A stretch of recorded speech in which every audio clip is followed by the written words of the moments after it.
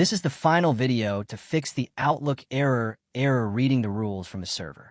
Are you also facing this problem where Outlook won't sync your rules or keeps showing this error every time you open it?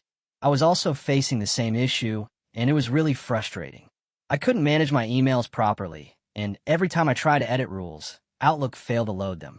I searched online and saw many solutions on YouTube and Facebook, but most of them were too complicated.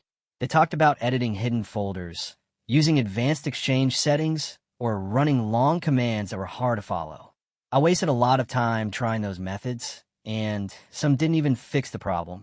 After experimenting myself, I finally discovered a secret, simple trick that actually works.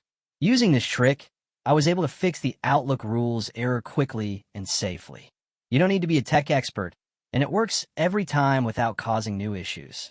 My rules now sync perfectly, and Outlook works smoothly without showing the error. If you want to make a full step-by-step tutorial showing exactly how I do it, comment down below. Follow Rexish because this trick really helped me fix the error reading the rules from the server issue in Outlook, and it can help you too.